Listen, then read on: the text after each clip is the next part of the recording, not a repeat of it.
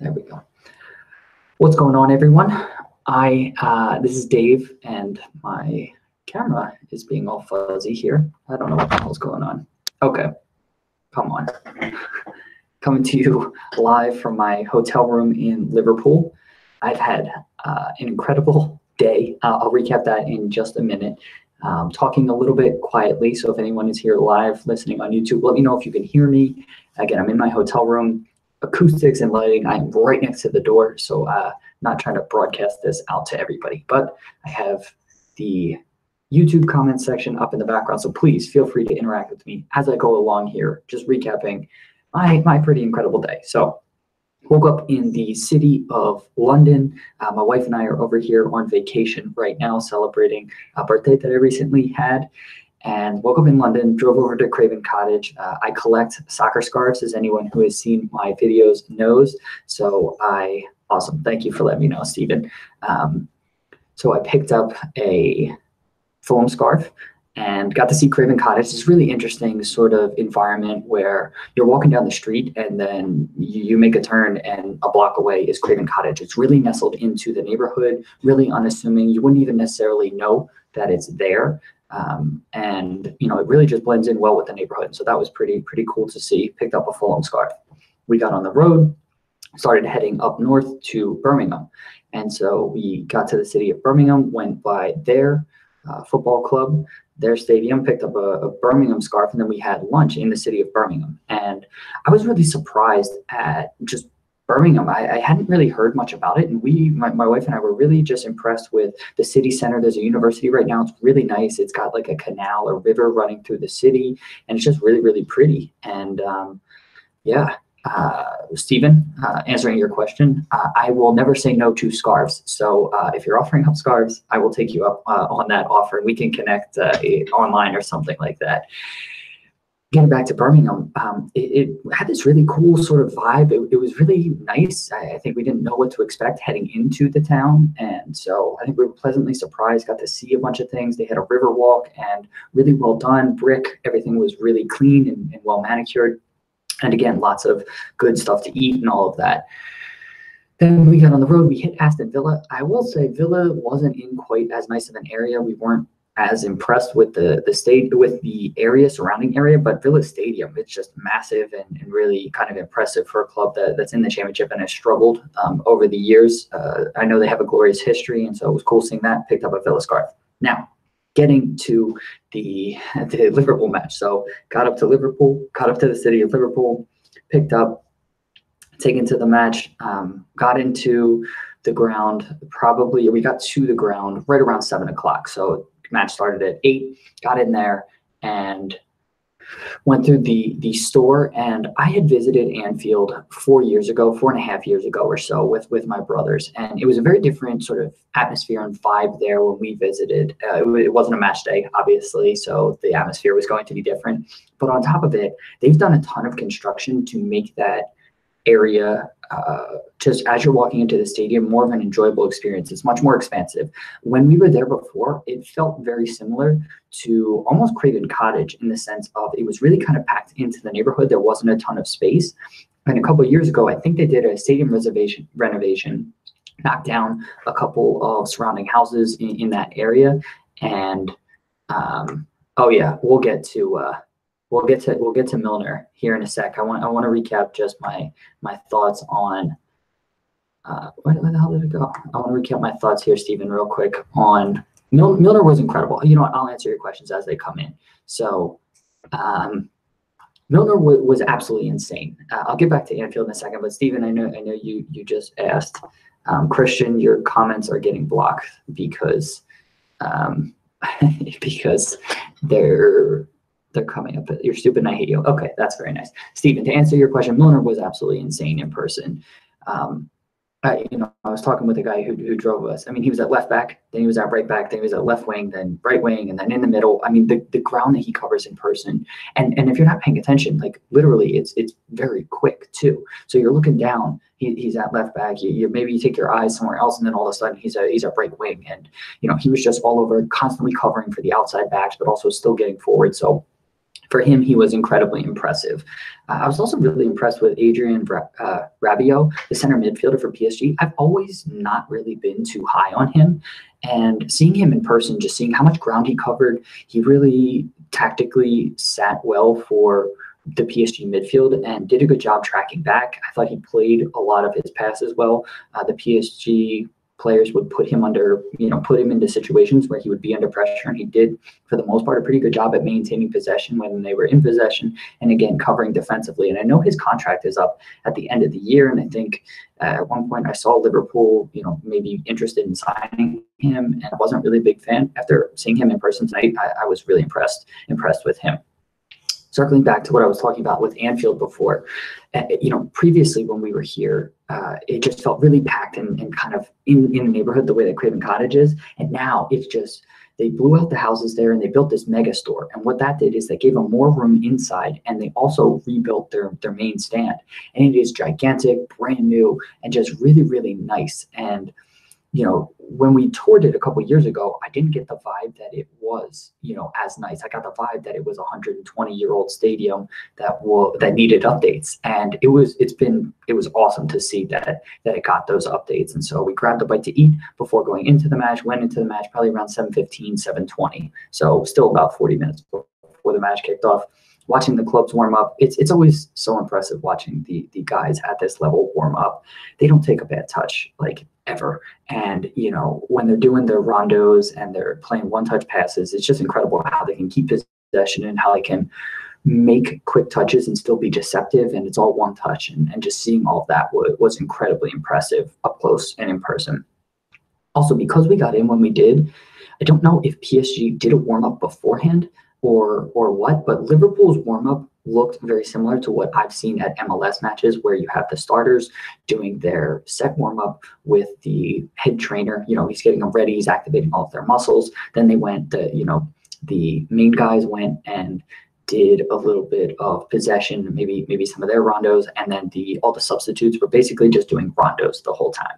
Now PSG, again, I don't know if this was because of they had warmed up already, but they were pretty much broken up to almost the way like my high school team warmed up, where they had a couple of guys shooting. They had a couple other guys who were like the midfielders sort of passing back and forth. And then the defenders were just kind of knocking long balls to each other. So again, I thought it was just like a weird thing. I don't know if it was necessarily because they had already warmed up and they had done everything or whatnot, but I just noticed that in the beginning. And so that was sort of weird and interesting to me. Then the match started, singing, so we were seated right next to the press box, which was incredible seats, close to midfield, about 35 rows up. So fantastic view. The Kop was over to our right and the Liverpool fans were insane. Over to our left was the PSG fans and they were insane. And so that atmosphere was just incredible. Hearing, you'll never walk alone in person. Then all of the chants, like the LA, LA, LA chant in person, was absolutely insane. So all of that was incredible to kind of sit and experience. Liverpool came out, I thought, really strong initially. Then PSG really started to create a couple of chances. Then Liverpool took control again and then got some goals. Whoa, okay, I apologize here. So none of these comments come up until just now. So apologies here. Stephen, to answer your question, is Salah better in person? He was really impressive. It's tough because he had that terrible giveaway in the middle of the park, and that's really sticking out in my mind. And he had a couple other chances where, I don't know, it just seems like he's maybe dwelling on the ball a little bit too much this year and thinking a little bit too much, whereas last year he was just like, go, go, go. But having said that, there were moments where, he just glides by people and takes fantastic touches, or his strength is really impressive because Kikembe, I think, is the center back for PSG. He's a big, strong dude and kept trying to be physical with Salah, and I thought he did a really good job of dealing with all of that. Salah, what was I going to talk? Oh, I thought Neymar was, again, he is similar to Salah. Like, he's so incredibly quick and it's just by guys, and at this level, it's just so impressive to see. I mean, everybody was so good in that match. Milner was the best player on the pitch by far. Yes. Did you sing all the chants, Christian? To answer your question, I sang most of them, especially the ones that I knew, and obviously chants repeat, and so I could pick up on them. So yeah, I mean, the guys who were seated directly behind us were pretty boisterous, and so I would sing, but I'm never one to be incredibly loud, so I was singing and all of that. Definitely felt the full force of the cup, especially with "You'll Never Walk Alone," with the LA chant. The LA chant, the whole stadium would get involved, and that was really awesome. And then the Liverpool, that chant, everybody kind of got involved with, and that was fantastic to see. Did Jared end up coming into the match since we didn't get to see him? No. Yes, I know. No, I'm not in the toilet, Christian, to answer your question. I'm close to it, but it's over here. This curtain is not to the shower. That is to the robes, which I was fine leaving out, but Kristen made me close it before I started doing this vlog. Christian would like to know how you liked it. It was amazing. She said it was amazing. Let me know if you can hear her. No, we did not streak. These are all fantastic questions, Christian. So appreciate that. Or at least I didn't. Kristen, did you streak? I thought about it. Yeah, she thought about it, but decided, maybe it wasn't the best idea. So came back to the match and my thoughts and all of that. Good, glad you can hear her. Getting back to the match and all of that. I mean, it was just incredible. The guys are just so fast in person, and I remember seeing Bayern Munich against Mainz, I think, a couple of years ago, and I was so impressed that Bayern just basically didn't have a misplaced pass the entire match, and they were just so dominant. And so I went into this not knowing if it would be similar to that, where like everybody would just be, no mistakes whatsoever, and it would just be such high level. But I think because it's such a high level, and it's such a high level, and there's so much pressure from both teams, and there wasn't this mismatch. You saw some mistakes from players out there. I thought Trent Alexander maybe had some poor passes and poor decisions in some certain instances. Same with Joe Gomez. It was so incredible seeing Virgil van Dijk hit those diagonal passes with the exact proper weight and the exact perfect placement every single time. You saw Joe Gomez try to do it a couple of times, and he executed it a couple of times and then badly overhit it a couple of times and just wasn't nearly as good at it. And it just goes to show just how impressive it is, just Van Dijk, just in so much of his game. And I know the Neymar, or I guess it was the Mbappe goal where Van Dijk sort of dove in and kind of fell over and he took himself out of position doing that. But that all started, Christian, with what you're saying, with Salah having some bad passes in bad positions, which led to their goal. So I don't want to hang out Van Dijk to dry there because, I think he did the best with what he could, because Salah, again, I thought just had some bad, moments in that match where he just wasn't on the same page, which, again, I feel like he's had elements of that all year. Oh, man, Mane was good. He's so fast in possession. I thought Gini is so shifty with the ball at his feet. And, like you guys are saying, I mean, Milner is I just can't get over him and just how much space he covers. And then, I mean, Henderson, I don't want to short sell Henderson either, because Henderson was doing the role that Milner was doing in certain instances, just not quite as much as Milner.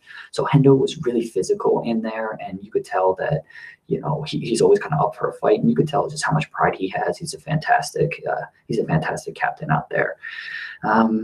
I'm trying to think if there was anything else. Alisson, I don't think really had to do too much. The goals, I don't really fault him for. The first PSG goal was a little disappointing. So I don't know if it was a foul on Trent Alexander-Arnold. I thought maybe he could have been stronger there when he fell over. And then when they crossed it in, it was either Robertson or Hendo or what's his name? Robertson, Hendo, or Milner. Or Milner. I'm a little tired. Who really had the poor clearance that just gave it to Meunier, who, I mean, props to him, hitting if I recall correctly, a left-footed volley from the outside right back. I mean, is fantastic. So, props to him there. Yeah, Milner and Hendo, Gini, I mean, the whole midfield was fantastic. And, I was a little bit surprised not to see Keita, because I thought he's been playing fantastic. But I think those three just worked so well together. And because Milner and Henderson are so comfortable sort of sitting back and covering for the outside backs, it really makes them more effective. Sturridge is so good, Christian. So to answer some of your questions, Sturridge, I cannot beatbox, Danny. I don't know if there's an echo or whatnot, if that's why you're saying that. But no, I cannot.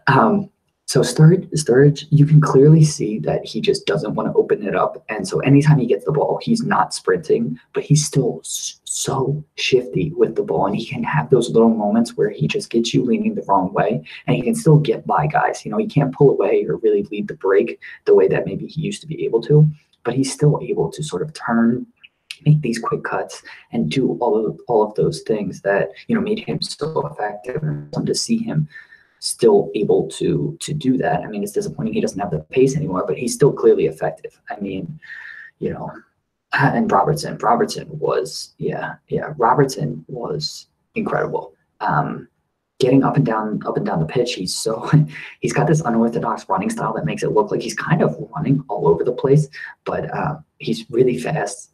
He's really strong. He gets himself into good positions. He only got burned by Mbappe really the one time that I can recall, where it was kind of a 2-on-1 situation with Hendo and Robertson, and Mbappe just sort of beat him. But Robertson was fantastic. He had that fantastic cross. I thought Robertson's crossing was much better than Trent Alexander-Arnold's. Trent just kind of, you know, he's really, really good. But again, he's a young player, so he's going to make mistakes and he's going to not hit. You know, he's not always going to hit the balls in the proper spots and all of that. And so I'm sure he's going to improve. I think he's still a teenager. He may be 20, so I don't really fault him too much. I mean, he's going to become quite the player. Who else haven't I talked about? I'm trying to think. Firmino came on, looked fantastic. You know, he just. Oh, you know what else I wanted to talk about? I wanted to talk about how bad was Draxler. So it's funny you bring that up. So I'll talk about what I want to talk about later. Steven, Draxler was so interesting watching him warm up at halftime. He was so impressive just with the touches off the ball, both feet, just doing little touches, doing tricks, hitting passes, controlling the ball, doing all kinds of stuff. And he was so impressive in that environment. And then he didn't come on until late in the match, from my opinion. I want to say it was definitely after the 70th minute, but for me, I can't really recall him being too effective. And also, he was kind of put at right midfield. They went to kind of a 4-4-2 situation with their shape, and so PSG kind of moved things around. And I don't really like him as a right wing. I think Neymar moves centrally as a central attacking midfielder, which I think is where Draxler is most effective. So for me, I've never been super impressed with Draxler, but I was impressed with how he warmed up. So from that perspective, it's always seeing those players in those environments and just watching just how freaking good they are in normal sort of not society, but just in from a normal player. I was out kicking the ball around with my little brother earlier this week, and you would have bad touches or you would do things, and these guys just never make a mistake, and so it's incredibly impressive. Christian, to answer your question, Trent, so I don't want to downplay Trent Alexander-Arnold from the sense of, yes, he has moments, but he also, Robertson was more effective with his crosses. I thought he put him into better spots more consistently. Trent definitely can put the balls into dangerous areas. It just wasn't as consistent. So, he had low crosses, he had bad passes and things like that. He had one play I remember in particular where he had the ball out wide. He tried to hit this outside of the foot pass into the middle to Hendo, and he just completely missed it. And PSG had a breakaway. So, that's all I was trying to highlight with Trent. How did Shaqiri look? How did Shaqiri look? Shaqiri looked fine. I mean, he was brought on so late that he didn't really have a ton of time to make an impact. One of the first times he got on the ball, he kind of tripped over it, and then he collected himself. And I thought he interchanged well. He didn't do anything particularly noteworthy, but I also didn't think he did anything poor. So. So I thought Shaqiri looked pretty good. I'm trying to think who else. Fabinho came on, didn't really have much time to really do anything. He was only on for a minute or two. Gave away, I think, a needless foul. Was able to shut it down. Alisson did well. That's about trying to think. I think that might be everybody. Who else came on? Firmino, he looked pretty effective up there. Oh, I remember what I wanted to talk about before we got talking about some of this other stuff. Liverpool's so impressive because they have so much fluidity in their formation and in their positions. So the front line is constantly interchanging. The midfield is constantly interchanging, and the back line, pretty much other than the two center backs, there's still some fluidity there because the center midfielders are constantly dropping in and covering for the outside backs. But it all works, and it works so consistently. And that's what was most impressive for me watching it, is just have these players just popping up literally all over the field, but everybody's still keeping a shape and keeping it compact and keeping it, there wasn't a ton of gaps. And yeah, it's PSG, so they're going to exploit you some of the time. And so it wasn't like every single moment everything was covered. When Liverpool gets the ball and tries to break, when they gave up possession is when kind of PSG had their most dangerous chances. But it was just incredible to see just how much movement from their players there are in that formation and still keeping everything kind of in a similar shape. So when Sturridge would go out to a wing, Salah would slide in and Mane would move over. And then there was just so much of that going on. Sorry, I'm getting quieter. I feel like I'm yelling, and I don't know. It's starting to get late, so I don't want to talk too loud. Chris, anything else you wanted to add? Chris, yeah, Kristen. No. Okay. Did you got the tickets? Like, you just kind of glossed over that. Yeah. Well, I mean, sorry, we got flies in here. Yeah, I mean, I got the tickets via Craigslist. In case anybody else would want to go. Yeah, so if anybody has, so now are you going to listen to PSG talk? No, I mean, so PSG. I mean, I can touch on PSG. Obviously, I'm a Liverpool fan. In case you didn't know from my outfit here, PSG. I thought played okay. Clearly, Liverpool dominated possession. They were, the more aggressive side. PSG took their chances, I thought, when they got them. I already touched on Rabiot. I thought he had a pretty good game. Mbappe, I mean, he's just so dangerous. He got a goal. But I didn't think he had a great game. I thought, Robertson did an okay job of kind of keeping him contained and all of that. I don't very well. Marquinhos, his role, it's tough for him to really stand out. It's tough for him to really stand out. But I thought he played okay. Kikembe, I thought got exposed a little bit positionally. Thiago Silva was yelling at him a lot and yelling at, I think it's Juan Bernat, who was the outside back on the left side, who was matched up against Salah. They were getting yelled at a little bit. And then Meunier. Meunier was solid. He's big, he's strong, he's physical. I still think it's odd that he's a right back. He just strikes me as just like a center back, just his strength, the way he moves and all of that. I know he's pretty good getting forward, but I don't know. He just strikes me as somebody who would do better as a center back, just kind of based on his body type. I thought Cavani played really well. He's another one who, funny you bring that up, Stephen. I will be at Nottingham Forest versus Sheffield Wednesday tomorrow. So I might do another recap like this after that match and just give you my thoughts and perspectives there.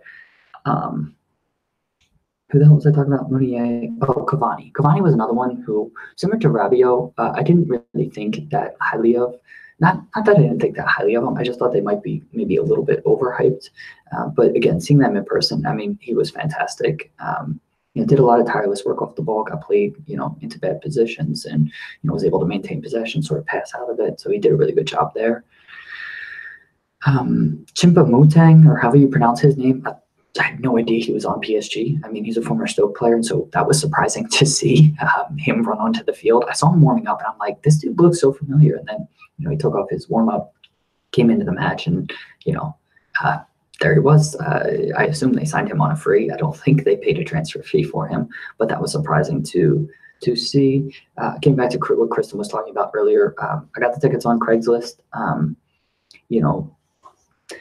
There's a Liverpool Craigslist tickets by owner section of it. I would recommend it, but you just got to be really careful on Craigslist. And if anybody needs tickets, I was surprised. Christian, I'll answer that in just a sec. I have tips and recommendations on, like, if you're going to get tickets on Craigslist, like, talk to the people on the phone, meet them in person. If they can come into the stadium with you, or if you can pay them after, that's obviously ideal. It's obviously ideal if you have like a card, like a ticket card from them, because they have they're almost like credit cards. That's how the tickets are sold nowadays. So all of those things are recommendations. And if you need more, please feel free to reach out to me. At PT Soccer Pod is our Twitter handle, or my personal one's at TKnits11. I was sad. So that's that. Christian, your comment here where you said not to see Verratti. I was surprised. Was he suspended? Why was he not there? I was very surprised not to see it. I feel like he's suspended, but I could be wrong there. If it was just a tactical decision, I thought that was the wrong one, especially because their front three just contribute nothing defensively. So Cavani, Mbappe, and Neymar just contribute nothing defensively, and they really leave Marquinhos and Rabiot out to dry, because Di Maria is not contributing defensively either. And so if you had Verratti in there, I thought that they would be a different side. So it'll be interesting to see maybe the reverse leg, how they do. And then just flow of the match. Liverpool get up, take those 2 goals. Everybody's feeling great, loving it. PSG come back. Everybody's sad for the most part. And then stoppage time. Bobby Firmino hits that goal, just incredible. They didn't even sing the second "You'll Never Walk Alone," because it happened kind of right around that time. So yeah, just an incredible experience, incredible day, and all of that. So I'd like to thank Kristen. Kristen, thank you for coming with me on this trip and allowing all of this to happen. Happy birthday. Thank you. Any other questions for me on the YouTubes? Please let me know. But if not, I think I'm gonna get out of here. What were the sounds? The sounds when Firmino scored were just insane. The scenes weren't anything like, there wasn't like beer, there wasn't like beer thrown anywhere, or anything too crazy like that. Well, obviously, because you can't have beer on the stands. I feel like if they could have beer on the stands, it would have been thrown everywhere. But for the most part, I mean, everybody was going crazy. It was so loud. I have a little bit of a headache just from all the yelling and whistling and just noise and all of that. But it's a good headache. I'm not complaining whatsoever. It was just incredible. It was so loud. It was so just like visceral. You could almost hear it building, just from the standpoint of, Liverpool gave up that goal. I want to say it was like the 83rd or something like that. And then they kind of got on the front foot and really started to take it to them. They had a couple corners in a row, and you could feel the stadium just sort of encouraging them to get after it and really get that next goal. But then, it eventually came. I think it came from a broken, if I remember correctly, it came from a broken corner play where the ball got recycled and then sent back in. And Firmino, I thought when he cut it back from his left back to his right, I thought he maybe cut down his angle. But again, this was just first take. I haven't seen any replays or anything like that, but I was worried that the PSG defenders were going to be able to get back in position. But clearly, he still had a shooting lane and then hit it. The smells after the goal, I can't recall, to be honest with you. Just your normal just stadium smells and all of that. But yeah, just incredible day. I don't really have too much else to add here. Thanks for joining. I'm going to be tomorrow. We're going to Nottingham Forest versus Sheffield Wednesday. I feel like it's going to be a very different atmosphere from the one I just experienced, but I'm still looking forward to it. I'm going in with the mindset that it is going to be very different, and just, interested to just see the level of play in the championship, the level of support from the fans, and all of that. So, looking forward to that. I might do another one of these tomorrow. And yeah, thanks for being here. Hope everybody has a good night, good rest of your day, and I'll talk to you soon. Thanks for tuning in. See you, everybody.